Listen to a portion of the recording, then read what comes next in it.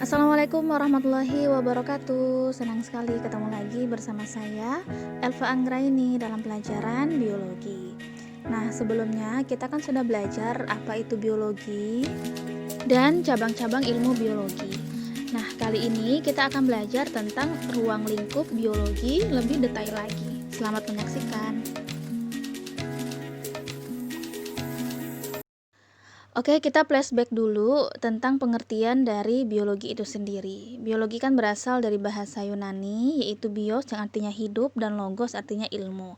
Artinya kalau kita rangkumkan, biologi adalah ilmu yang mempelajari tentang kehidupan, tentang makhluk hidup, begitu juga tentang interaksi antara makhluk hidup dengan lingkungannya. Nah, yang disebut dengan makhluk hidup itu adalah makhluk hidup itu memiliki karakteristik dasar, yaitu tersusun dari sel, kemudian mengalami pertumbuhan dan perkembangan, bisa bernafas, melakukan metabolisme, kemudian merespon rangsang, bereproduksi, dan beradaptasi terhadap lingkungannya. Ruang lingkup biologi itu sendiri mencangkup berbagai tingkat organisasi kehidupan, mulai dari tingkat yang paling sederhana sampai tingkat yang paling kompleks. Kita akan bahas satu persatu.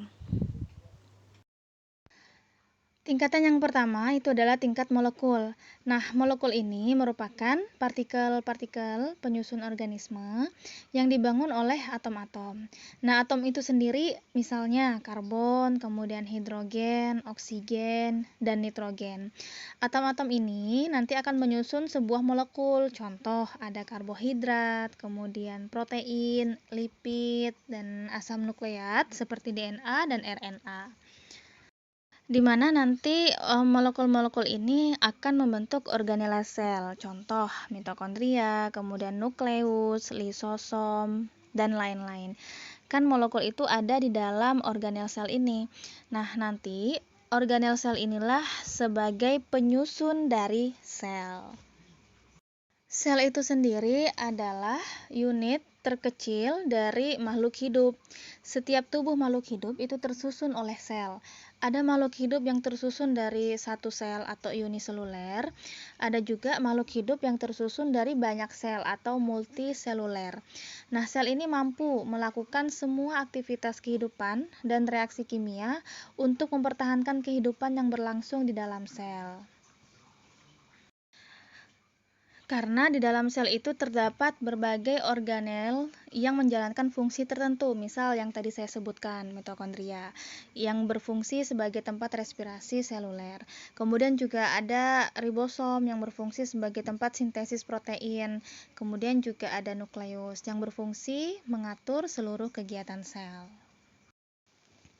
Kemudian tingkat yang berikutnya adalah kumpulan dari sel itu nanti akan membentuk sebuah jaringan karena memiliki bentuk dan fungsi yang sama. Pada makhluk hidup terdapat berbagai macam jaringan ya, seperti jaringan pada hewan. Dibedakan menjadi jaringan epitel dan jaringan ikat. Kemudian juga ada jaringan otot dan jaringan saraf. Itu kalau pada hewan. Nah, bagaimana kalau pada jaringan tumbuhan?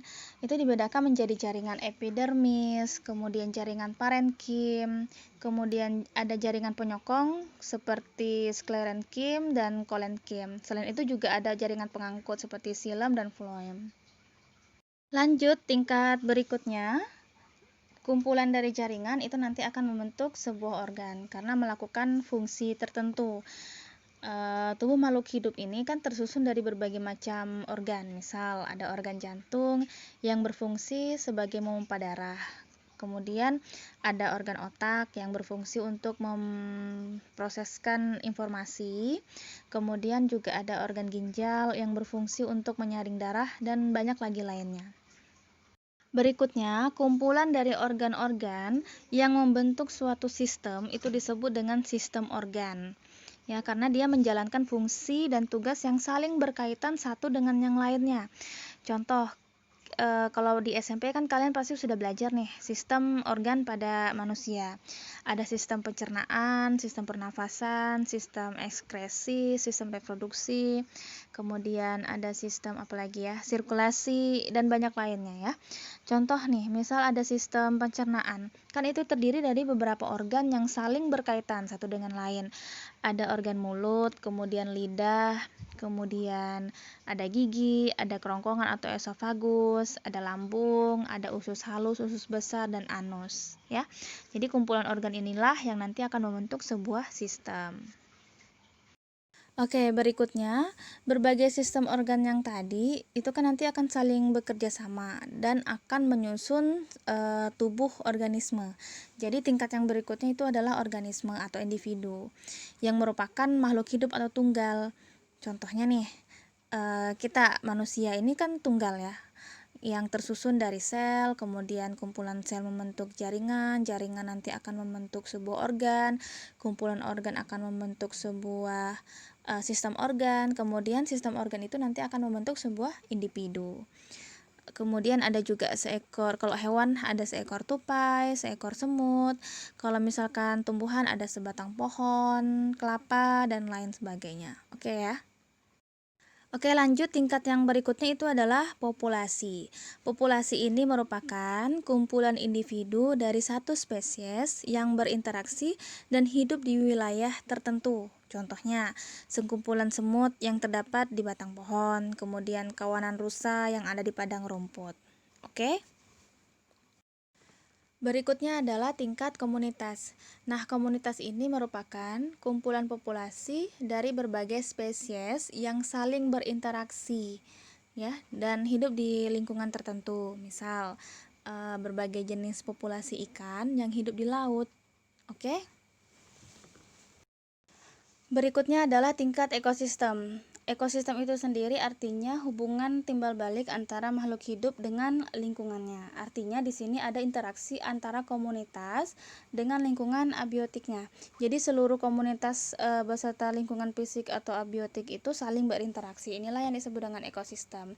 Di dalam ekosistem itu kan organisasi kehidupan berlangsung sangat kompleks karena di sana ada siklus energi.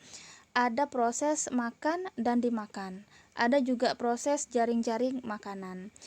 Contoh ya, ada ekosistem hutan, kemudian ada ekosistem laut, ada ekosistem sungai, dan banyak lagi lainnya.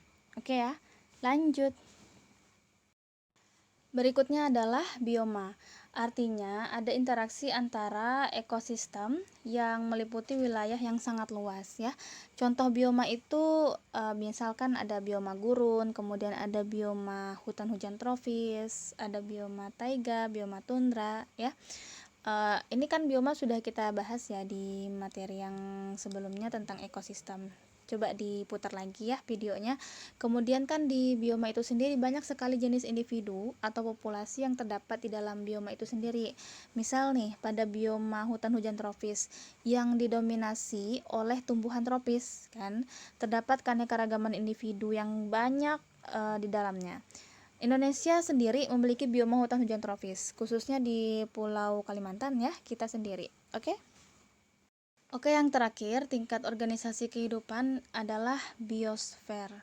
Artinya interaksi antara bioma yang membentuk lapisan kehidupan di dalam bumi ya. Jadi keseluruhan bioma atau seluruh organisme di bumi ini beserta tempat hidup yang meliputi misal atmosfer, kemudian hidrosfer, kemudian litisfer, itu disebut dengan biosfer. Oke?